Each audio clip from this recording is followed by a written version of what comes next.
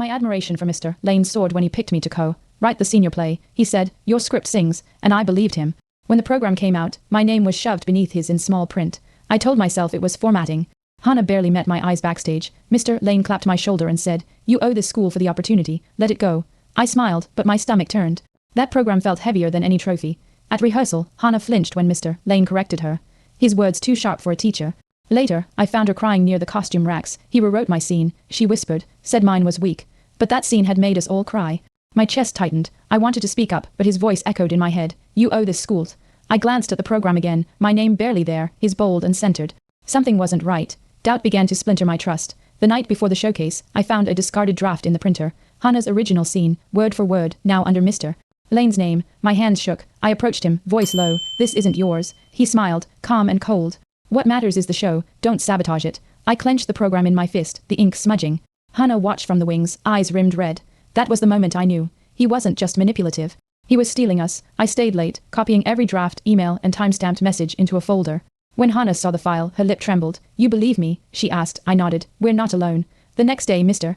Lane announced to the class, "We'll be revising the script. Mine was too ambitious." My scene was gone.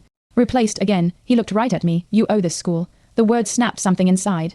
This time, I didn't just flinch. I started writing again. A different ending. Opening night buzzed. Parents filled rows, cameras ready. Backstage, Hannah handed me a flash drive. "It's all there. His edits, your originals, my messages." My hands trembled. "You sure?" She nodded. I slipped it into the tech booth's computer. Mid-performance, the screen glitched. Then rolled screenshots of our drafts and emails beside the script. Gasps echoed. Mr. Lane stormed out from the wings, but it was too late. Our words, our truth, were now on full display. Mr. Lane tried to laugh it off, called it a tech error, but whispers surged through the crowd. The principal stepped backstage, eyes narrowed. "We'll investigate." That night, I expected backlash. Instead, classmates texted, "Finally, thank you." Hannah and I sat outside, exhausted. She smiled faintly. We started something. I looked at the program, now stained and torn. For the first time, it felt honest. A symbol of the mess we'd exposed.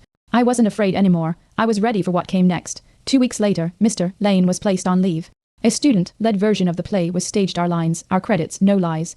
As I stepped on stage for the final bow, I caught Hannah's eye. She grinned. The new program glowed in my hands. My name, full and centered. I thought of his words, "You owe this school," and whispered back, "No, I owe myself." The applause was real, not forced. For the first time, we weren't someone's footnotes. We were the authors.